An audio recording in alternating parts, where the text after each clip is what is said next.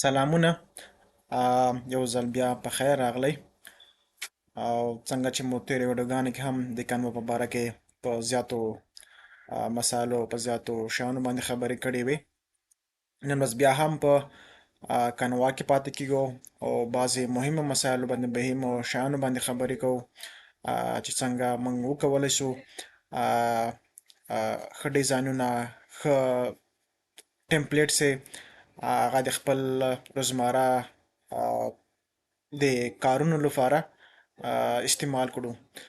یو له هغو څخه دلته چې موږ وینو ایمیل دا، پریزنټیشن دا، سوشل میډیا دا، ویډیو دا، ډاکومنټس دا، وایټ بورډ دا، شیټ دا، ویب سایټ دا، او داسې پټو ایډیټر دا، همداشان کسټم سایز دا، اپلوډ دا، او نور دي. مختلف هغه لرو د استعمال وړ شیان لرو چې هر یو خپل ځان ته د استعمال ځای لري. نو موږ شروع کوو د ډاکومنټس نه.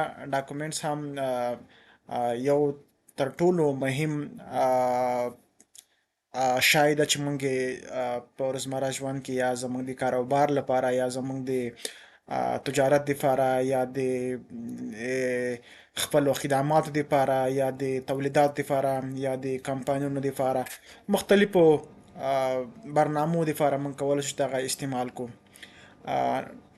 کانوا خلاصو. کانوا چې راغله بیا په ټمپلیټس باندې کلیک کوو. ټمپلیټس مو چې کله کلیک نو موږ ته دغه صفحه خلاصیږي. راځو اوس موږ په ډاکومنټ باندې کلیک کوو. کله مو چې په ډاکومنټ باندې کلیک وکړ نو موږ ته به یوه صفحه خلاصه سي. alone we can do so a little together we can do so much. دا چې خلاصه موږ بیا راځو ډیزاین ته. په ډیزاین باندې کلیک کوو.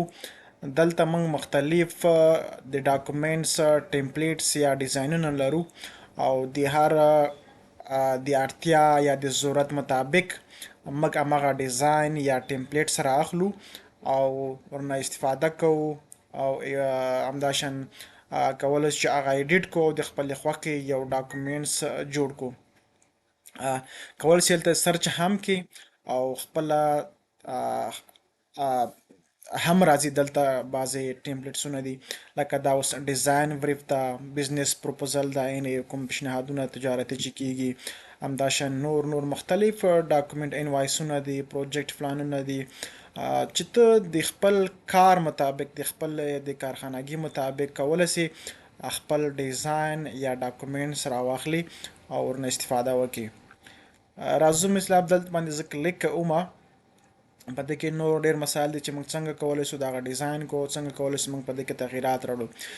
مثال دغه موږ یو نمونه یا سمپل یا ټمپلیټس را خلاص کړ. دا چې دا د ډیزاین دپاره یو موږ ډاکومنټس جوړو. خو دلته موږ کلیک کوو. ته کولی شې په دې کې ایډیټ وکړې هر رقم تغییرات چې وغواړې پکې راوړلی شي. ډبل کلیک کوو. موږ کانوا ته ځي. نو کانوا ته چې لاړ هلته موږ کولی شو بیا پکې ایډیټ وکړو.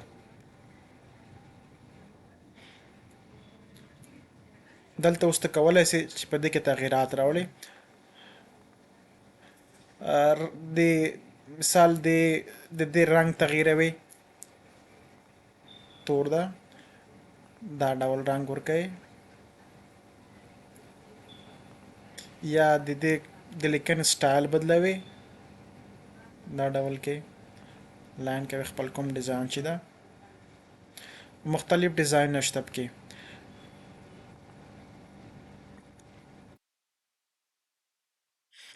او نو بیا کله چې کوم تغییرات یې راوړو کولی شې سیو یې کړې او که سیو کوې نه همدا کراس نشان به ووایي، کنټینیو ایډیټینګ به ووایي، ډسکارډ چینج به کړې. بل دلته راځو مونږ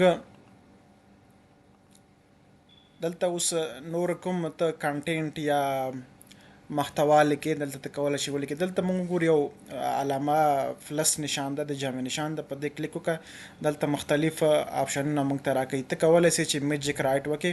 په دې باندې ته کلیک کوې. مطلب یو خپله د خوښې د خپل د ضرورت مطابق هغه شی لیکي او جنریټ کوي دلته او د مصنوعي ځیرکتیا یا د ای آی په ذریعه باندې همغه لیکنه دلته راځي.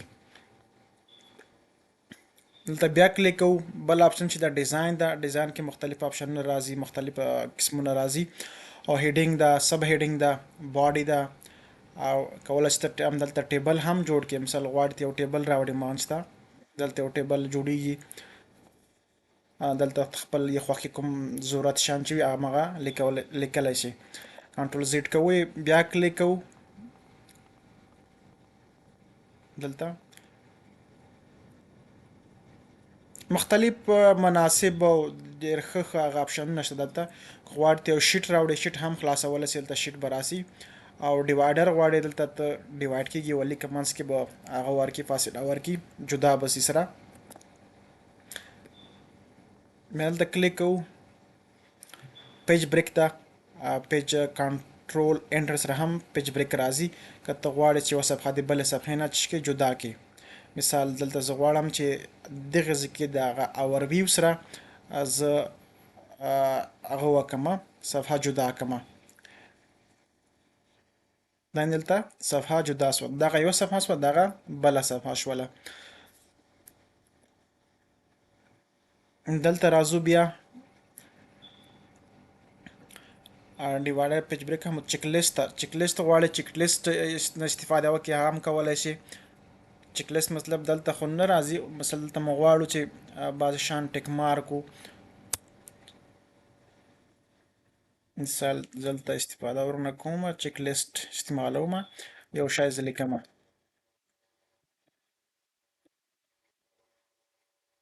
ټیک مارکه او اسانه طریقه ده.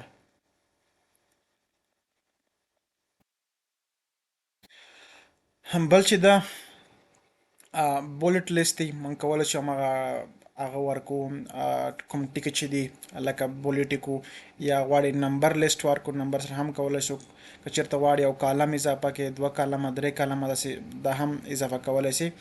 کوټس استعمالولی شو، منشن استعمالولی شو. ډیټ تاریخ غواړې، کوم تاریخ غواړې، د نن سبا ورځې اتومات خپله راځي. مطلب زه غواړم چې ټوډے نن ورځ تاریخ، نو هلته خپله موږ ته راځي.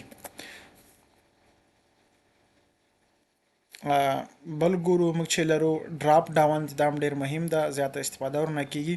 ډراپ ډاون موږ استعمالوو، لکه یس نو، های، میډیم، لو، سټیټس ده، اپروول ده. موږ استعمالوو یس نو کې یس نو ده، لو، های، میډیم ده، سټیټس ده، ډن ان پروګرس، ناٹ سټارټډ ده، اپروول ده، چې دا مهم دي ډېر. مثال زه دا غواړم دې نه استفاده وکړم، مطلب ډن ده، ډن به راسي. بل ته راځم، دلته استفاده ورنه کولی شئ، یا ان پروګرس کې ده، یا په ناٹ سټارټډ کې ده. نو دا خپل استعمال ځینې لري، خو زه دومره ته ښیم چې دا شیان چې دي دلته موجود دي او موږ څنګه ورنه استفاده کولی شو. مثال ته یو د شاګردانو هغه د فیس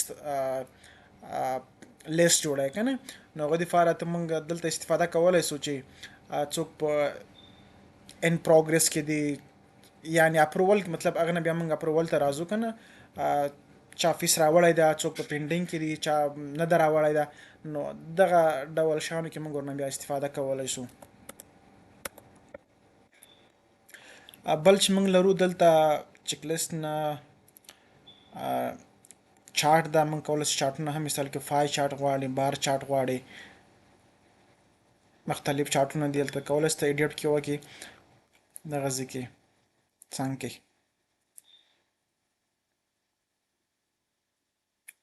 هر ډول چارټ چې وغواړې راوړلی شي.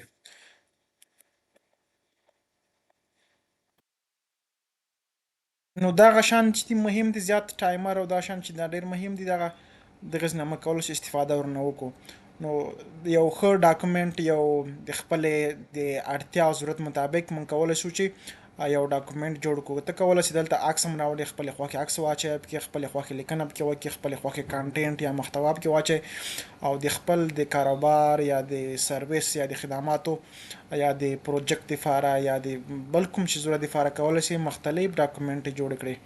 نو نورو ویډیوګانو کې به د نورو مهمو لکه پریزنټیشن چې دا څنګه موږ جوړولی شو، پی پی ټي چې ورته وایي، یا شیټ څنګه استفاده کولی شو، ایمیل څنګه استفاده کولی شو، په راتلونکو ویډیوګانو کې ورباندې خبرې وکړو.